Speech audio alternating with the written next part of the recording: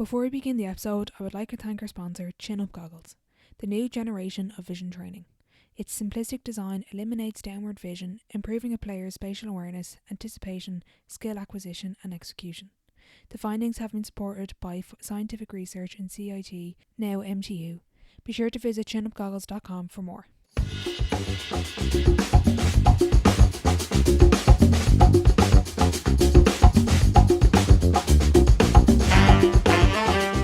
Welcome back to the Sideline Live podcast. You can follow us over on Twitter and Instagram at the Sideline Live. We'd love to hear from you. On episode 83, I'm delighted to be joined by one of the leading female coaches in GAA, Cliodhna O'Connor. Cliodhna has worked with All-Ireland champions Cuala, the Dublin Senior Hurlers, currently with the Dublin Senior Ladies Footballers, and has also a new role with the Irish Senior Women's Hockey Team. I thoroughly enjoyed chatting with Cliodhna, so I hope you enjoyed the conversation. Hi Cliodhna, thanks a million for joining me on the podcast. Thanks Orla, good to chat to you again. Just a quick disclaimer for any of the listeners, Cliodhna was actually my coach for a number of years, so it's nice to be in this position now with me asking you the questions, Cliodhna. Yeah, it's the other way around. Not me grilling you about what did you do at the weekend. Exactly. Did you do your rehab? Yeah. Exactly. Before we get into everything, I do have a number of listeners not from a GA or LGFA background. Would you mind giving a quick intro to those who might not know who you are? Okay. So my name's Cliodhna, based in Dublin in Ireland. I'm an athlete development coach. I started my own kind of sports career playing football. Kind of like loads of people in Ireland, played a bit of everything when you're younger, then got into football, played inter-county for Dublin. Since then retired, took up a variety of other sports to keep me busy, rowing being the main one. And then from a coaching career, I suppose doing a lot of GAA work, a lot of team sports, but working across a range of sports as well. At what point in your playing career did you realise you wanted to get involved in coaching? I suppose, Orla, I was coaching when I was about 14. Okay. You know, it's funny when people ask you about when did you start. Like I always think of summer camp. So I was always, as soon as I was old enough to coach, I was coaching. All my part-time jobs were coaching jobs. So that's what I did to earn a few bob on the side during the summers. So I think it's something that, unbeknownst to myself, I always was doing. I wasn't filling out my CAO form thinking I want to be a sports scientist or a coach. It kind of just happened. It was very unplanned. But when I reflect on it, I realize I was always doing it in some shape or form. So maybe it was always meant to be. I just didn't know it, you know. Okay, interesting. And whether through your playing career or getting involved in coaching, maybe the initial stages, what coaches had the biggest impact on you? There's a variety of ones, and different people show you different things. You learn different things. So there was certain coaches who were really good for my confidence. My very first goalkeeping coach, Colin Carney from Sylvester's, he was the first person who taught me how to play in goals. Peter Clark was our club manager, and he got Colin along. And to be honest, I had been just shoved in goals up to that point, and only because I could catch it over my head and I had a decent enough kick in terms of length, and they thought, right, grand, this will do. Yeah. But I didn't have a clue what I was doing. And Colin really showed me the basics and really gave me confidence in terms of, I could be decent at this. So he was a perfect coach at that time for me to I suppose embed all the principles of goalkeeping and give me confidence, and a really nice fella, and kind of looked after me and all that sort of stuff. So really nice. And then you have other coaches in further on in your career who are more demanding, and as you get better, they challenge you in different ways, and some of them you don't really gel with on a personal level, but they're still teaching you something. So I think you learn something from everybody that coaches you, because everyone brings something different to the table. Yeah, that's a great point. Out of interest, is it important for coaches to have playing experience? Whether it doesn't have to necessarily be the sport they're in, but do you think it's important that coaches have that experience of being the player and being on the other side of it? I've thought about this a bit, and my answer is not necessarily, because I think it does help if you know the language of the sport. So for me, if I so technically as a sports science, you should be able to coach any sport. It's the same principles. You check the demands of the game and you align that to your coaching program or whatever.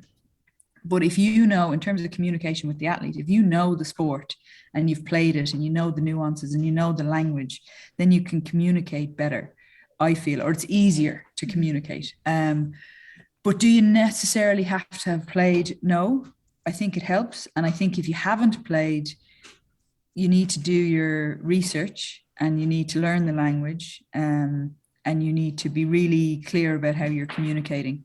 So you probably have a bit more work to do in terms of making your coaching as efficient as possible if you haven't played that particular sport. Okay, that makes sense. I just want to draw on your playing experience for a little bit, because there was a great story from Davy Burke about the Burger King. I sent you the link about the leadership and the culture of that team. As a coach now and reflecting on that team and, you know, in the teams you're involved in now, how do you create that elite high performance culture and develop leaders in that team to drive that culture? I think there's a lot of talk about high performance culture and what it is, and sometimes I think people oversimplify it, and sometimes people think it's something that it absolutely isn't. And I'm still trying to figure out exactly what it is. Okay. So I think the biggest thing for me, and I say to players all the time, definitely in terms of team sports, my question is to them: do you make it easy for the people around you to be brilliant?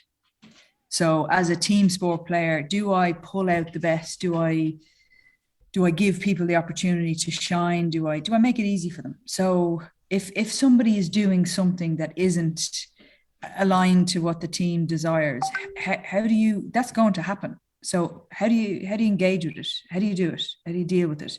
Do you chastise them in front of everybody? Is that best for them?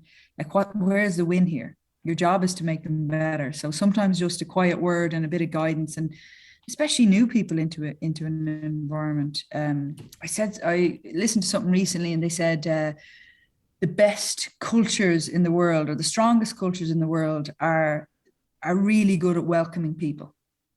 So they're so positive. Yes, we love to have you. We love to have new people to strengthen our culture. We're so welcoming, but within that welcome, we'll be very clear about what we expect within our group.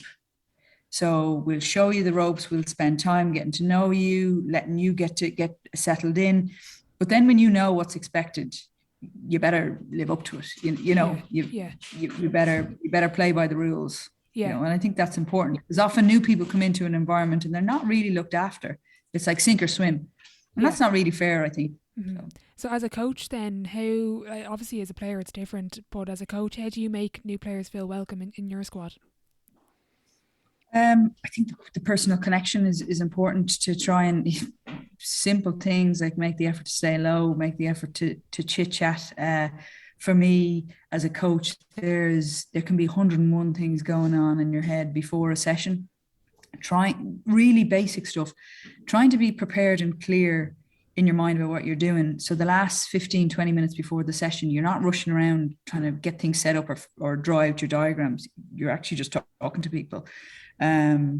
Checking in with, how did you find that? Was that difficult? Is there anything we can do to help you? Also, nudging other players, rather than always coming from me, nudging other players. Here, look, listen, Orla, I think she found that session tough there. Would you go over and have a chat with her and just see how she's doing? And so encouraging people to make those connections with each other, I think, is important. Brilliant. You did mention it there, you're still trying to find the answer, but what do you think is high performance? What would be your definition? That's a big question, Orla. You definitely put me on the spot there now. Yeah. I don't know. I could rattle off something for you, but I don't have a clear definition in my head. I know it's, for me, one thing that I keep coming back to is specificity. So knowing exactly what you want to achieve and having a clear plan of how you want to do it. So rather than just saying, we want to win the championship, like, what are we actually doing? And am I clear about why so me as a coach, I'm trying to get X player fitter. There's probably 101 things I could do with that player. But so when I go to make my decisions, I have to be able to sit down with saying, okay, if I have 50 options, those 20 options, I'm putting them in the bin straight away, not appropriate. Why? Then, okay, now I'm down to 30. Now I'm drilled it down to 15.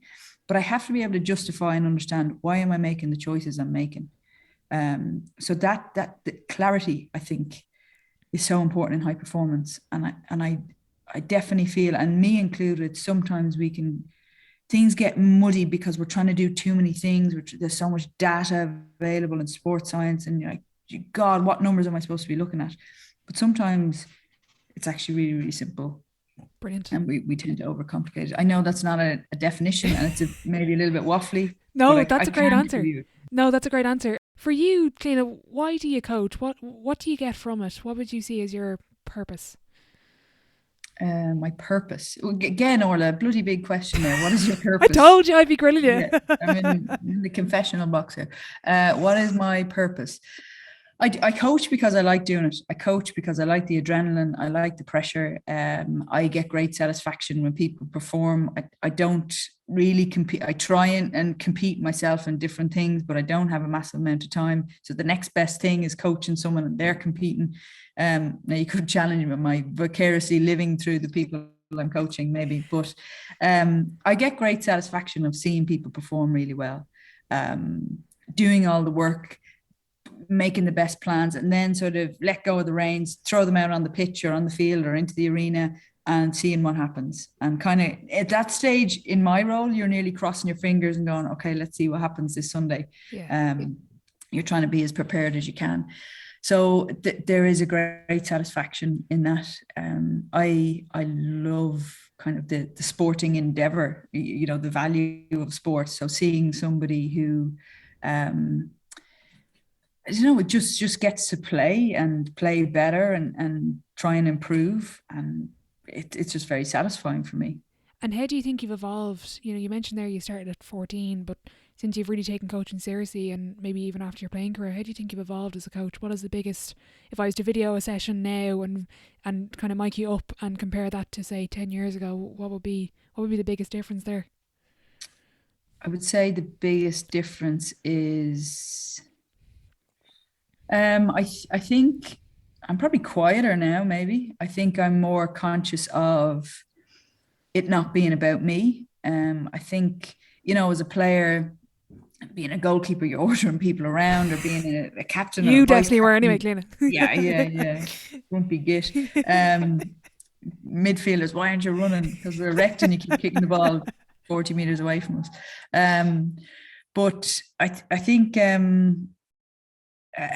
understanding. So as a coach, sometimes when I started, you sort of felt like you had to be in the middle of everything, organizing, and it was a good session because there was 100 cones and I was in the middle and I had complete control over the group and all of that stuff.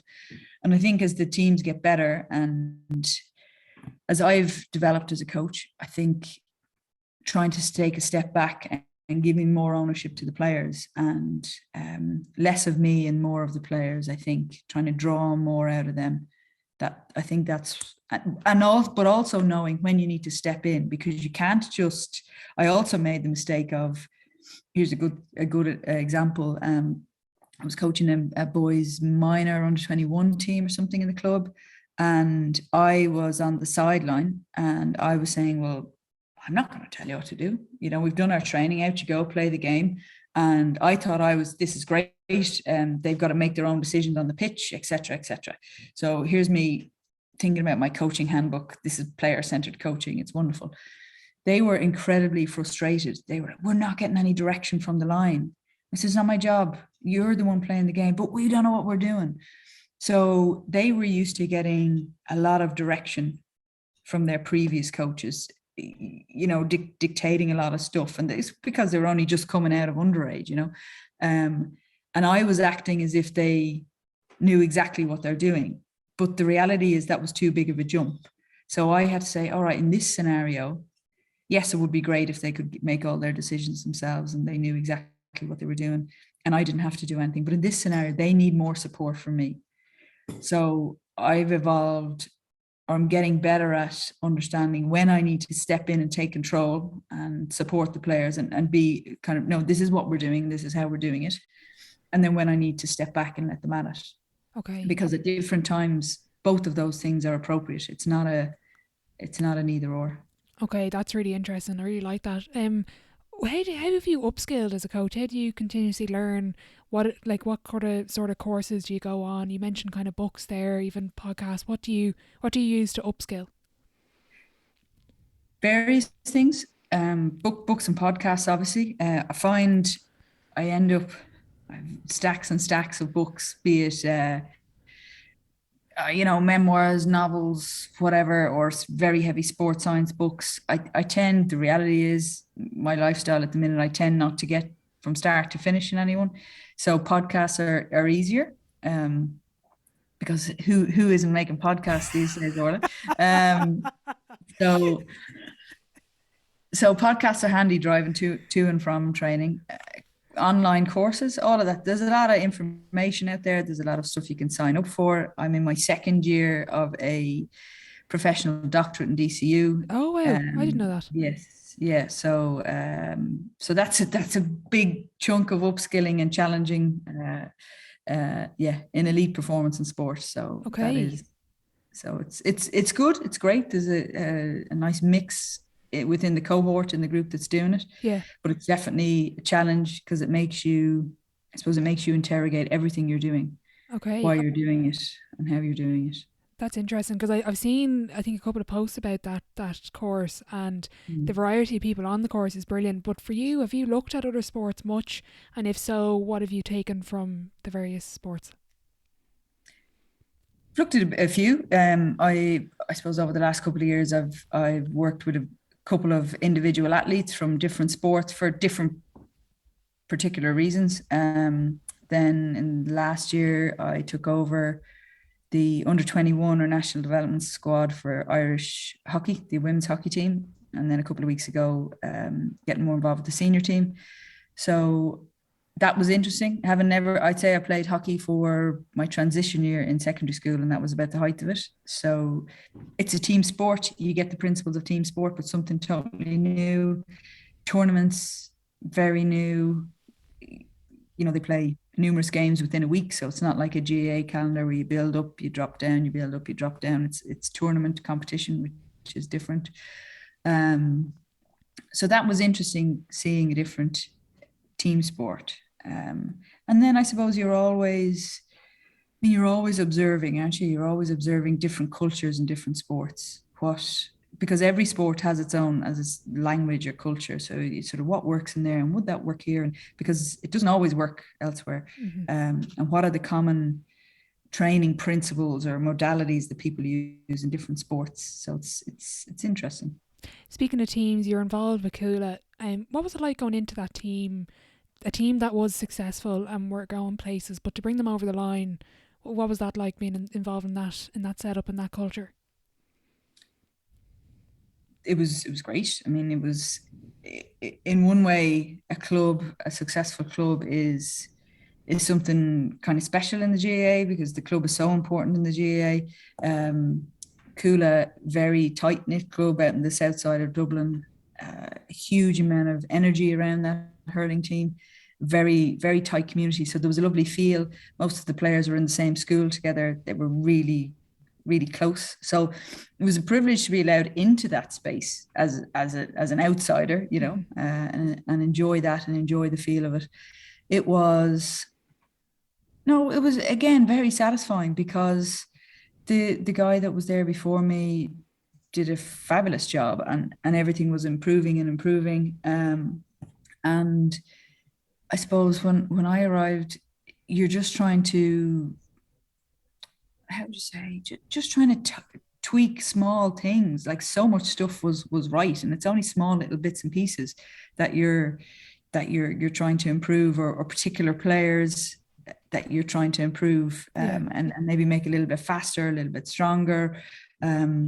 So often, I think when you go into those sort of things, you think you need to completely change everything or overhaul things. But from my experience, you don't really. And sometimes it's just the fact that you're a new voice. You bring a bit of energy. It's not that you're doing anything unbelievable that they've never seen before. They're probably doing all the same stuff with me. Yeah. Maybe just a fresh voice was good. But it was, to be honest, it was mostly Maddie and the hurling coaches. I mean, they play hurling, so yeah.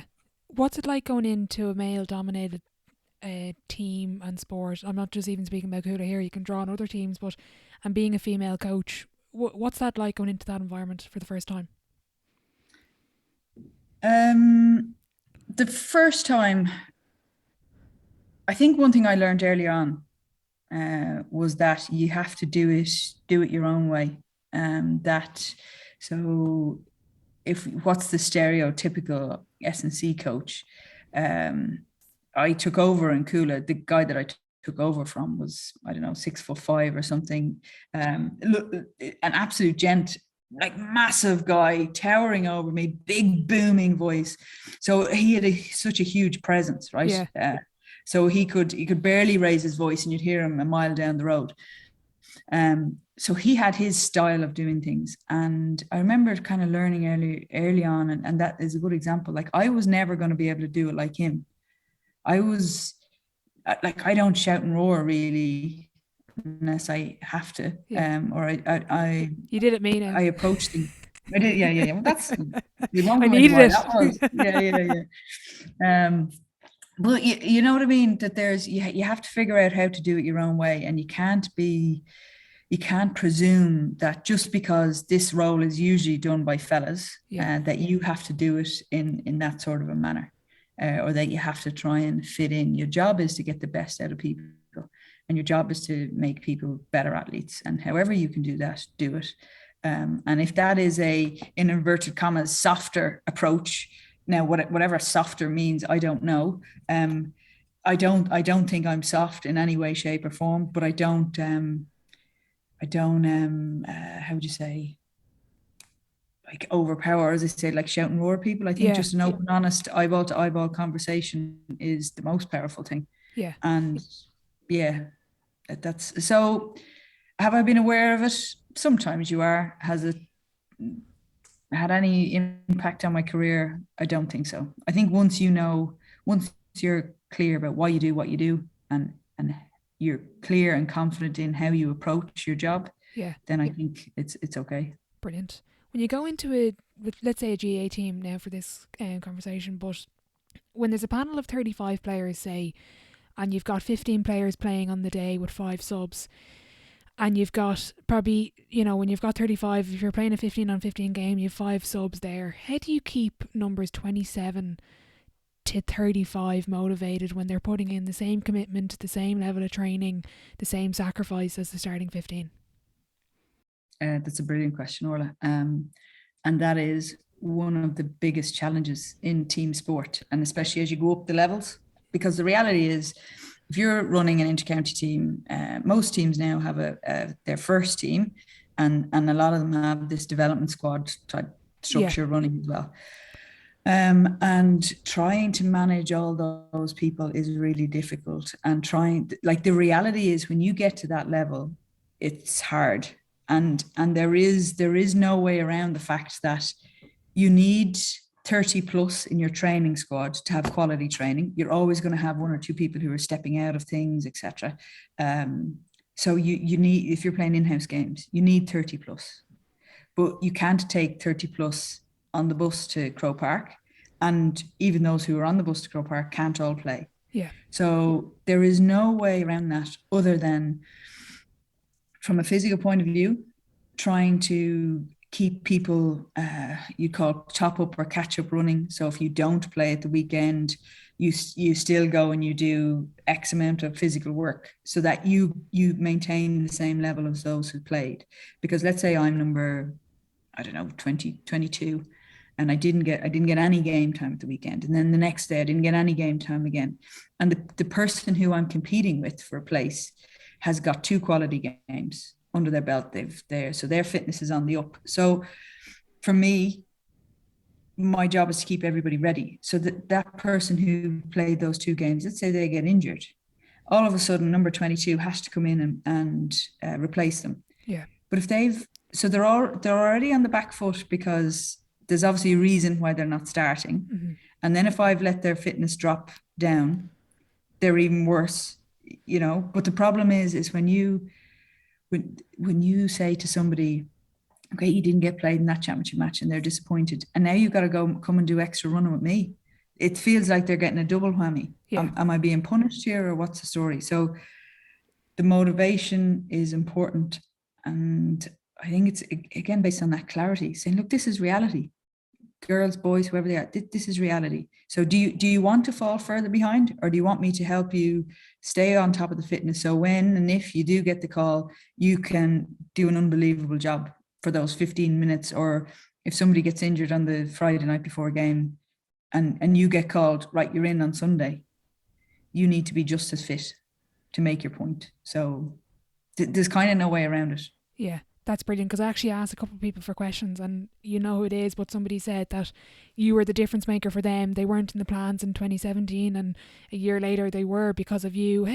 I'm always fascinated by, how do you balance that individual improvement in a squad of 35 where, for example, with myself, if you're trying to specifically improve something with me, how do you balance that around the 34 other players that you need to give attention to? Yeah, again, this is the challenge with team sports, and coaches, managers will often ask you, I want individualized programs. I say, okay, and I want to, we've got to individualize now. It can't be a one size fits all. And I'm like, 100% agree. Okay, so what does that mean in reality? So you do your battery of testing and you get some information. Generally speaking, with team sport players, they kind of need to be good at everything.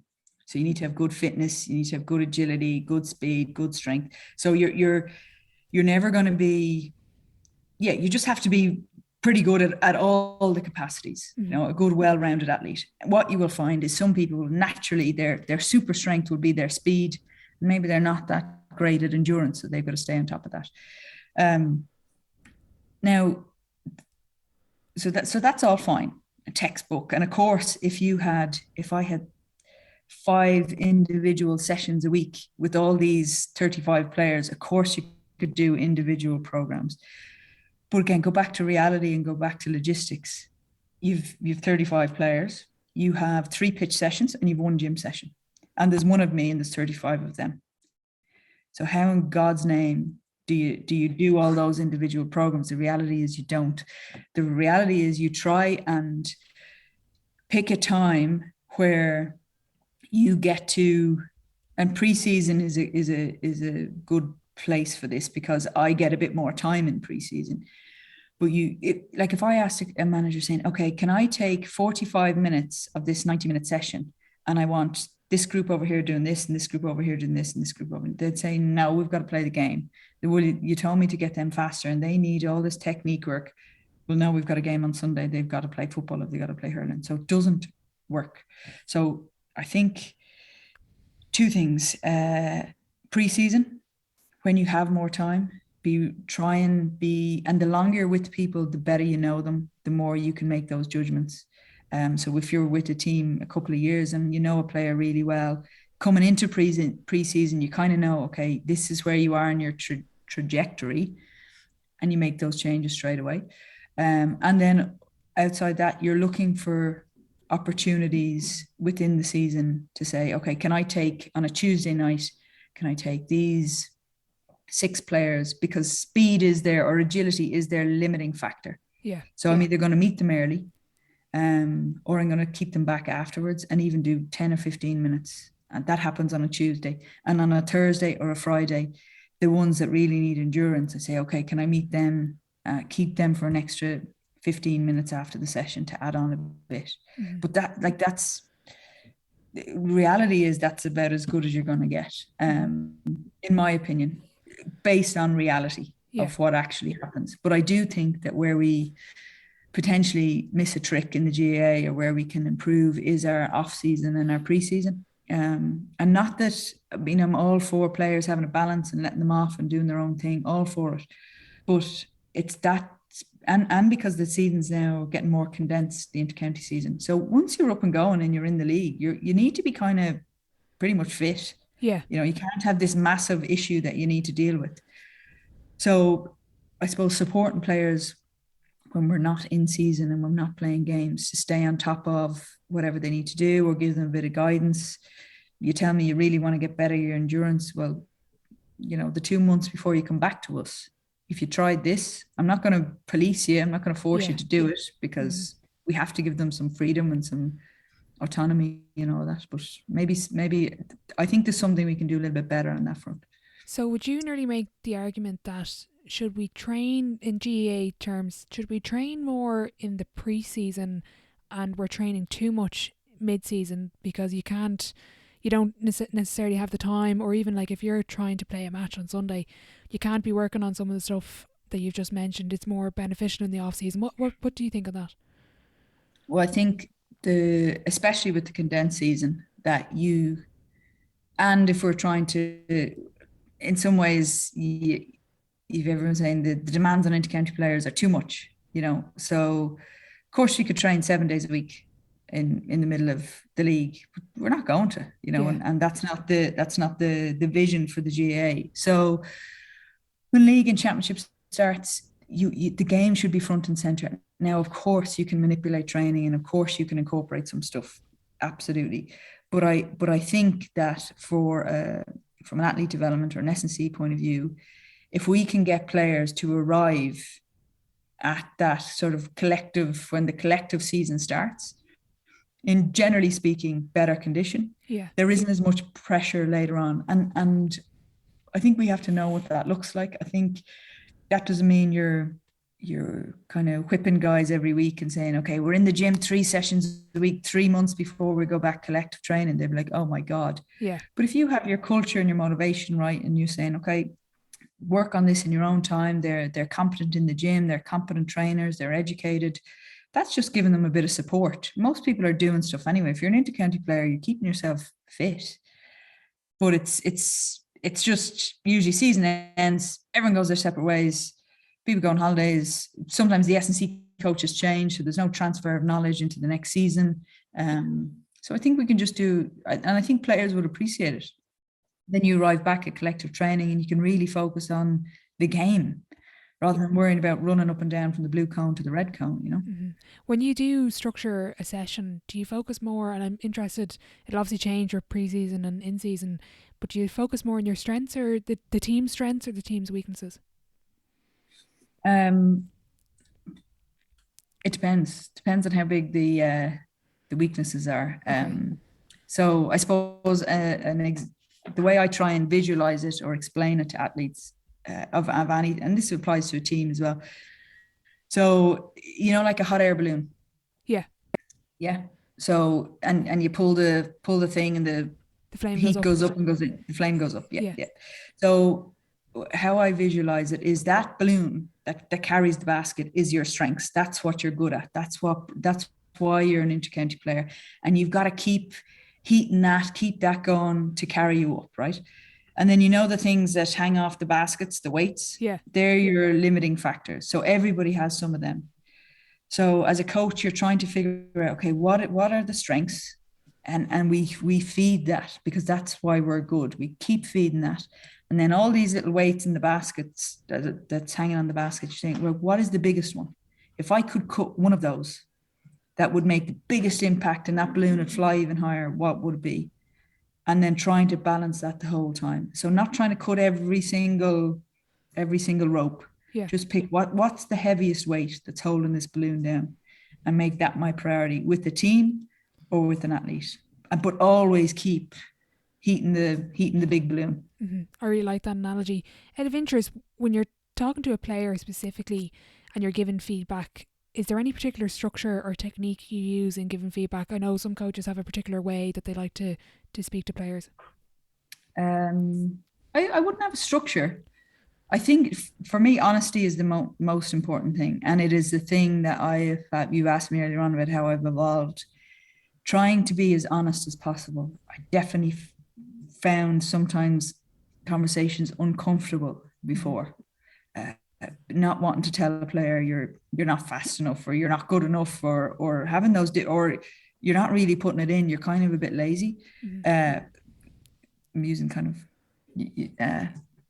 maybe words I wouldn't use with players, you know, accusatory language, but finding a way to be honest and finding a way to build that trust with, like, if it's my job to get you fit and I have information that I'm not telling you, well, then I'm not doing a good job. Or if I have things that if I'm not being honest with you, well, then what's the point in this relationship? Like, what is the point if I'm withholding information that could make you better? So I've definitely gotten better at building those relationships to have an honest conversation. And I think if what I've learned, if players don't feel like you're judging them or they don't feel threatened, then I think you get more value out of it. So having that relationship that they know. So if I'm talking to you about your physical fitness, that has nothing got to do with what I think of you as a person or who you are as a person. Like, that is just, well, here's the black and white thing. You can either run that fast or you can't. Mm-hmm. You're still a great person, but I'm telling you, you don't run fast enough for what you're trying to do on the pitch. Yeah. So making it very objective, I think, is important. Okay, it's interesting. Specifically for S&C, this is very specific here, but someone asked me to ask you about this, but they wanted to know, you mentioned previously about going to a golf coaching conference, and they were talking about working oblique muscles for swing. How has this impacted your S&C approach for hurling teams? Okay. Sorry, that's very specific, this question. Very, very specific. I suppose you're talking about rotational power there, rotational strength. And I mentioned hockey as well. So between hockey and hurling, it's basically all the principles of how to create rotational power. Now, what I've tried to do, and the biggest thing I see, so with hurlers, they're getting that movement the whole time, right? Yeah. They're getting that rotation.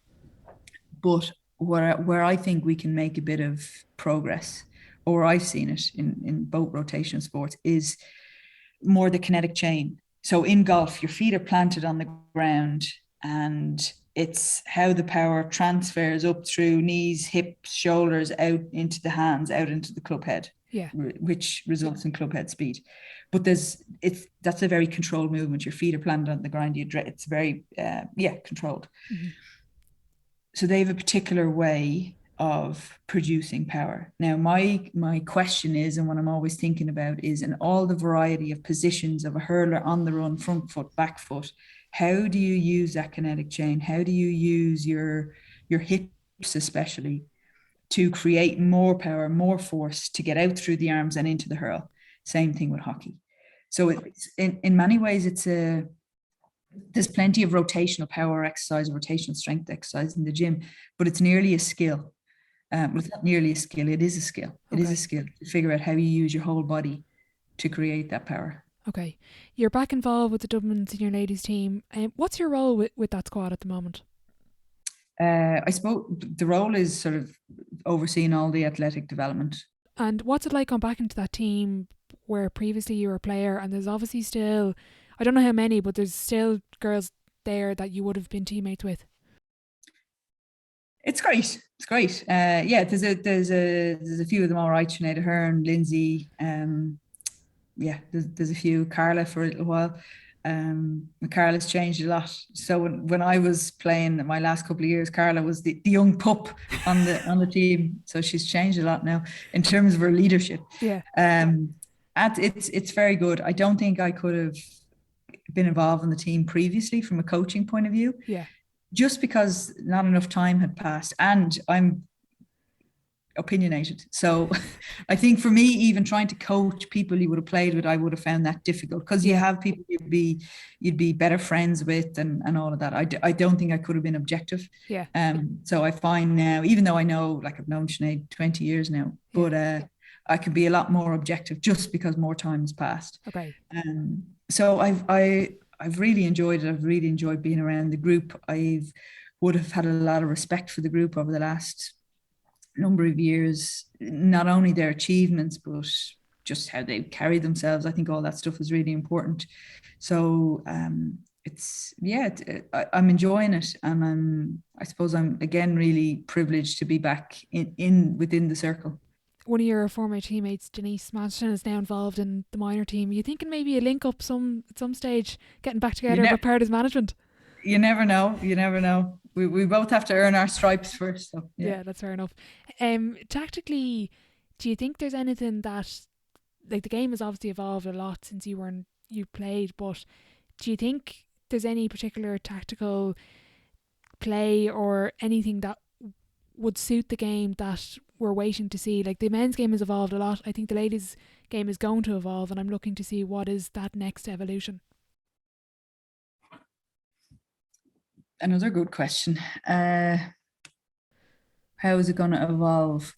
I think the fact that the standard, and it's a given over the last couple of years, like the standard of physical conditioning has improved. So the game is faster. People are running faster. Agility has improved. I think for me, the skill set, the left and right feet, I think the more that's brought in, you will see more expansive football being played. You'll see more switches of play, because people won't just look up and look to the right foot. They'll look up and they'll see left and right a bit more. So I think tactical transition play, forward play will be more unpredictable, perhaps. I think we'll see growth in that area.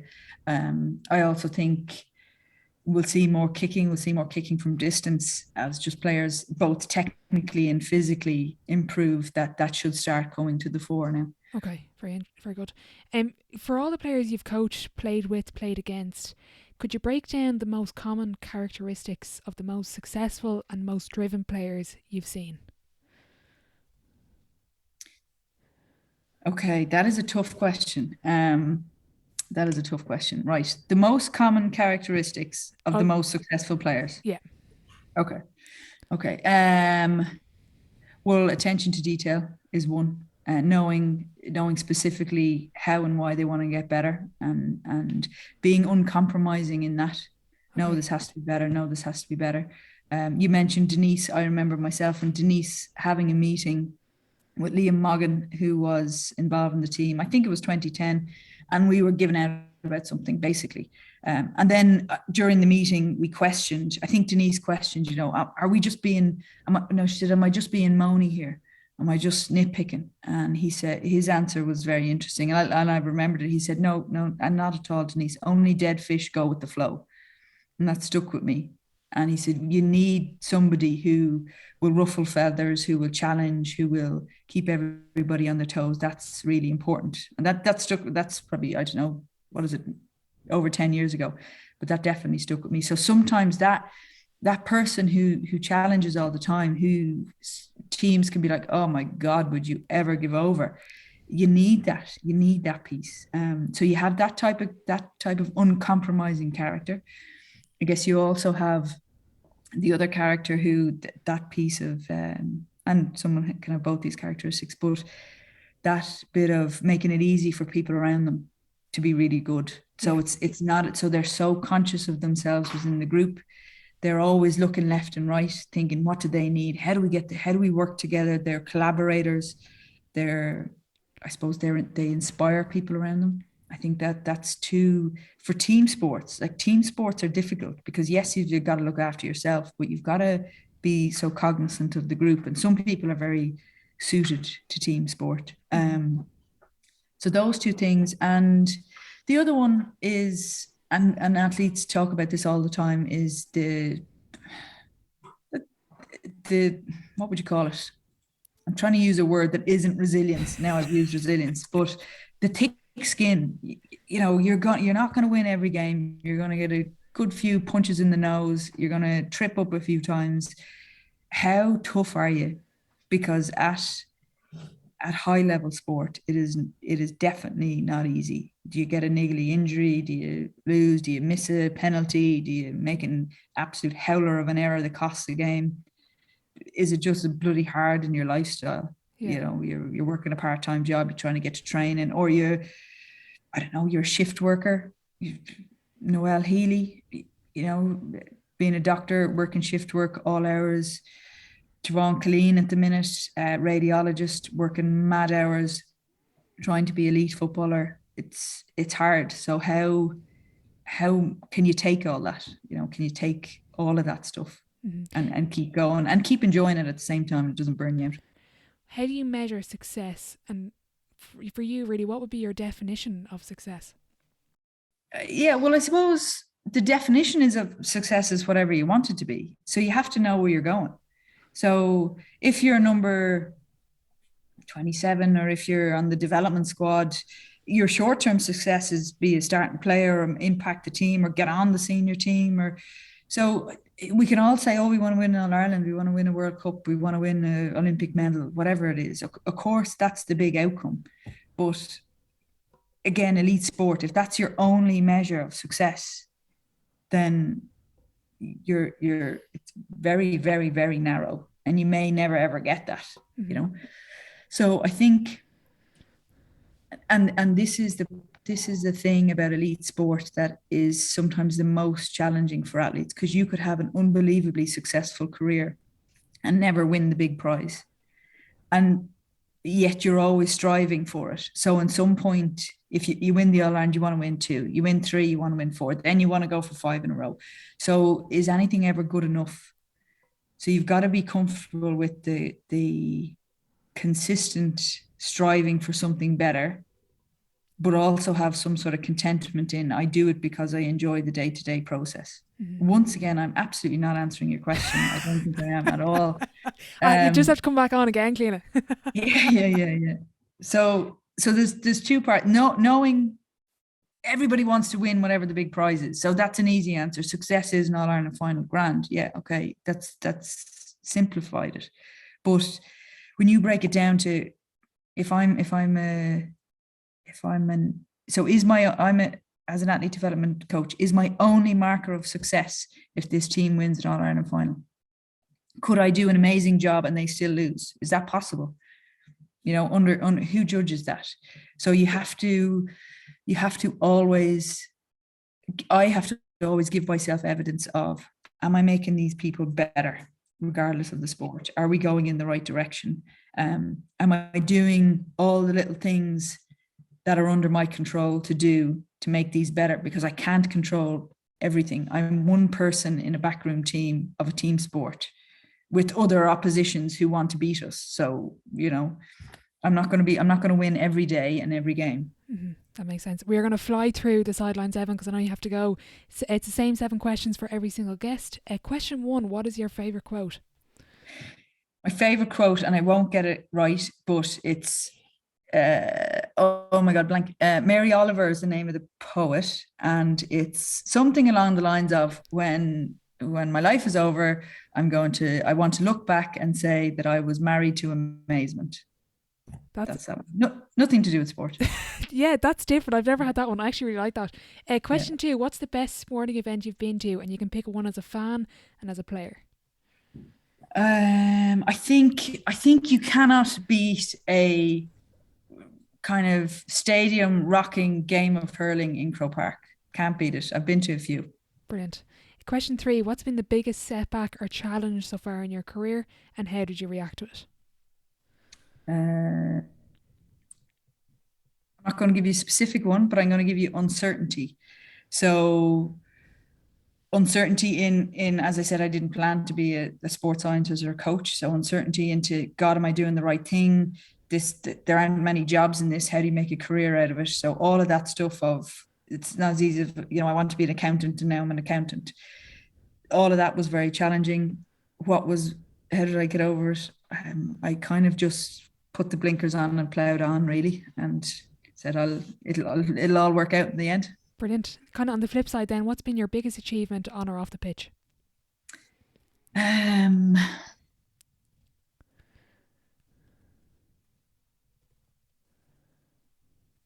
know. Biggest achievement on, I think small. This is a everyone roll their eyes at this answer, but like smaller improvements with specific players, over helping a player really overcome an obstacle, someone who's really unfit, and we put in a load of work and all of a sudden they're fit and they're on the starting team. Those sort of ones are the individual ones I take most satisfaction from those. Okay, interesting. Looking back, what advice would you give your 18-year-old self? Lighten up. Very good. Who would be your dream dinner guest and why? And you can open up the table to a few people if you want. Dream dinner guest and why? Kate Blanchett. Very good. The final question before I let you go. If your life was a book, what chapter would this be called? Mastering time management. Brilliant. Cliodhna, I better let you go because you have to run to something else. Thanks so much for coming on the podcast. The very best of luck with all your teams this year, and thanks again. Thanks, Orla. Pleasure. Thank you.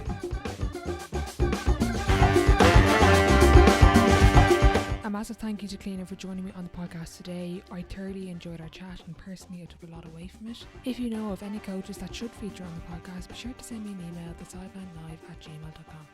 If you are enjoying the series, I'd really appreciate if you leave a rating and a review over on Apple Podcasts and Spotify, as it does help the show grow. A massive thank you to Chin Up Goggles for sponsoring the series, and as always, thank you for listening.